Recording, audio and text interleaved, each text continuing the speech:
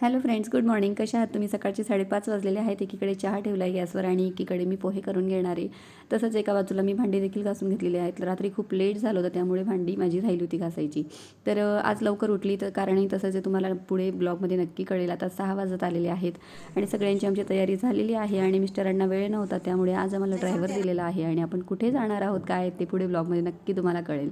तर या ठिकाणी मिस्टर ड्रायव्हरांना गाडी वगैरे व्यवस्थित समजून सांगत होते की काय कसं आहे ते. त्यानंतर आम्ही निघालो आणि सोबतच आपल्या ताईची पण फॅमिली येणार आहे. त्यांची पण कार आहे. त्यांची कार त्यांचा मुलगा चालवणार आहे. तर सोबत आम्ही निघालो सगळेजण आणि मध्ये आम्हाला स्ट्रॉबेरी दिसली, तर स्ट्रॉबेरी वगैरे घेतली ताई आणि मी. त्यानंतर इकडे ही बघा ताईची नाते फार आगाऊ आहे आणि हुशारी तेवढीच आहे. तर ह्या गाडीत ताईची फॅमिली होती. त्यानंतर पुढे निघालो मग आम्ही, जिकडे आम्हाला जायचं होतं. तर लवकरच आपण आता पोचणार आहोत आणि जिकडे आपल्याला जायचं आहे तर त्या स्पॉटवर आपण पोचलेलो आहोत. तर म्हटलं चला, आता 10:30 वगैरे झालेले होते, तर मुलांना आणि सगळ्यांनाच भूक लागलेली होती. तर मग काहीतरी नाश्ता वगैरे करूया म्हटलं. तर या ठिकाणी सगळे बसलो आम्ही आणि नाश्ता वगैरे ऑर्डर केला. तर नाश्त्यात जास्त काही नव्हतं, तर आम्ही डोसा वगैरे असं ऑर्डर केला. छान मस्त तिला एन्जॉय करत होती ती नातबाई आमची.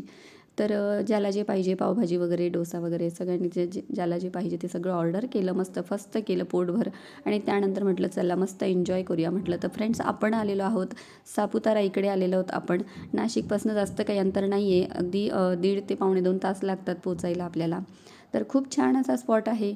त्यानंतर म्हटलं चला तिकडे रोपवेच्या इकडे आम्हाला जायचं होतं. तर म्हटलं एवढ्या लांब आलो आहे तर थोडंसं ॲडव्हेंचर म्हणून आम्ही पायीच निघालो.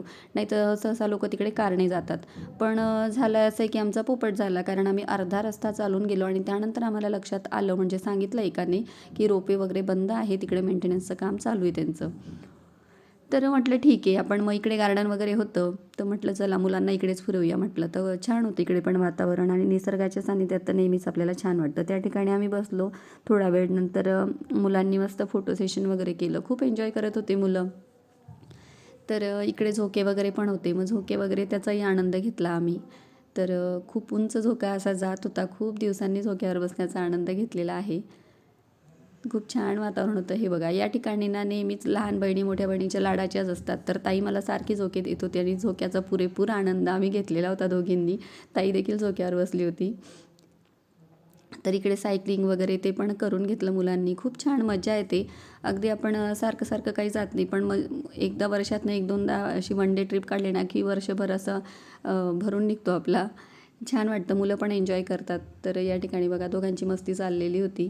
त्यानंतर मी पण ट्राय केला खूप वर्षांनी. पुन्हा एकदा म्हटलं चला सायकल चालवूया म्हटलं, पण खूप जड असते ती सायकल. मागे एकाने थोडंसं ढकललं की त्यावेळेसच आपण चालवू शकतो. तर म्हटलं चला, मी पण ट्राय केलं. त्यानंतर काय काय तिकडे होतं ते मुलांनी केलं आणि मज्जा घेतली. अगदी मनसोक्त आनंद घेत होते मुलं.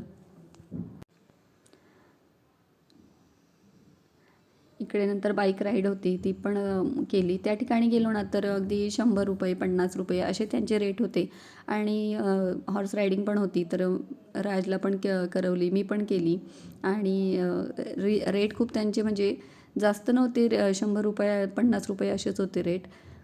तर मुलींनीही केली हॉर्स रायडिंग, कारण आपण त्या ठिकाणी त्यासाठीच गेलेलो होतो एन्जॉय करायला. तर म्हटलं चला, खूप मजा आली अशी. आणि इकडे सगळं असं ते एका बाजूला हॉर्स रायडिंग, एका बाजूला सायकलिंग, एका बाजूला बाईक वगैरे, असं खूप मोठा ग्राउंड आहे आणि खूप छान वाटतं. तर अख्खा दिवस आम्ही मस्त एन्जॉय केलं. या ठिकाणी असे दुकानं पण आहेत, छोटे छोटे स्टॉल पण आहेत, की आपल्याला भूक वगैरे लागली तर मस्त त्या ठिकाणी आपल्याला जेवता पण येतं. आणि खूप छान वाटतं. खूप मस्त एन्जॉय केलं मुलांनी. या ठिकाणी आम्ही थोडं थांबलो, कारण मुलं थकली होती खेळून खेळून आणि मग त्यांना चहा वगैरे पाहिजे. त्यांनी चहा घेतला, ज्यूस घेतले आणि छान वेळ घालवला आम्ही तिकडे. त्यानंतर इकडे ॲडव्हेंचर पार्कला यायचं होतं मुलांना, तर इकडे आलो. तिकीट वगैरे काढली. तिकिटांची मस्त मोठीच लिस्ट होती आणि काही काही रेट खूप जास्त होते, काही रेट खूप कमी होते, असंही होतं त्या ठिकाणी. तर हे जे कारचं होतं तर ते त्या ठिकाणी अगदी ₹250-300 असे रेट होते. नंतर बाकी ठिकाणी 200-100 असे रेट होते. तर मग मुलांनी केलं. तर म्हटलं चला, कधीतरी आपण बाहेर आलो आहे तर थोडासा खर्च करायला काही हरकत नाही म्हटलं. खूप मजा केली या ठिकाणी आणि त्यांनी दोघांनी तर तिला फार सतवलं, बहिणीला त्यांच्या.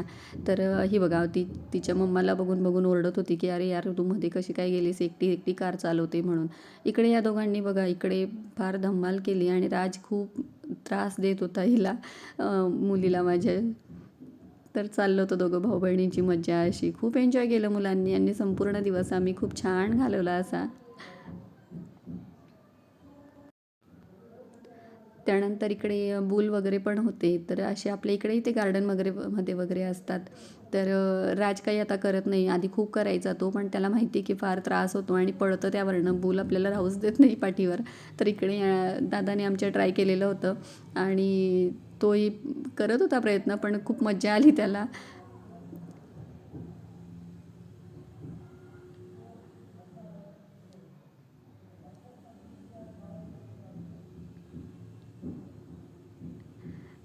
या ठिकाणी बघा अशा मस्त बांबूच्या वस्तू पण होत्या विकायला. त्याही होत्या. खूप सारे स्टॉल लागलेले होते. खूप छान छान वस्तू देखील होत्या. त्यानंतर बोटिंगकडे आम्ही गेलो आणि 4 जणांची जी बोट असते ती आम्ही घेतलेली होती. तर तिकीट वगैरे काढलं आम्ही आणि पायानेच चालवायची असते ती बोट. त्यानंतर लाईफ जॅकेट वगैरे घातले आम्ही आणि गेलो बोटिंगच्या इकडे. तर खूप छान वाटतं बोटिंगमध्येही. हे बघा, खूप सुंदर असं वातावरण होतं कालचं पण.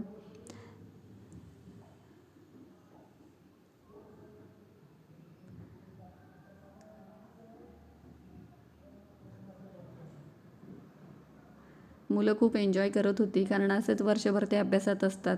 तर म्हटलं चला, आणि यांना नेमका वेळ नव्हता. मुलीला पुन्हा तिला कॉलेजसाठी जावं लागणार आहे गावी. त्यामुळे म्हटलं चला, मग मिस्टर म्हटले की चला फिरून तरी आण तू त्यांना, मला वेळ नाही तर. तर असं आम्ही सगळ्यांनी खूप एन्जॉय केलं. नंतर बोट चालवून चालवून थकलो होतो. नंतर मग परत निघालो आम्ही. आपण 30 मिनिट्सपर्यंत बोट चालवू शकतो त्या ठिकाणी. या ठिकाणी बघा, हे फार रिस्की होतं. खूप वेगळंच होत होतं मुलांना यामध्ये.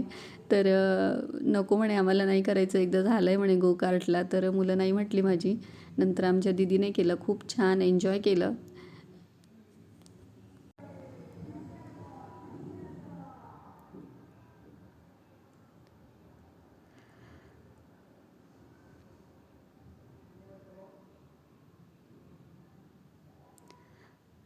नंतर जी दुकानं वगैरे होती ती बघत बघत आम्ही निघालो पार्किंगकडे.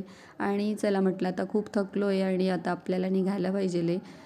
तर आम्ही निघालो. मग परतीच्या प्रवासाला लागलो आम्ही आणि आलो मग संध्याकाळी घरी. तर खूप छान आजचा दिवस असा गेलेला आहे फ्रेंड्स. आणि तुम्हाला ब्लॉग आवडत असतील तर लाईक, शेअर आणि सबस्क्राईब करायला विसरू नका फ्रेंड्स. आणि सापुतारा स्पॉट तुम्हाला कसा वाटला नक्की मला कमेंट्समध्ये सांगा. भेटूया पुढच्या व्हिडिओत. तोपर्यंत बाय.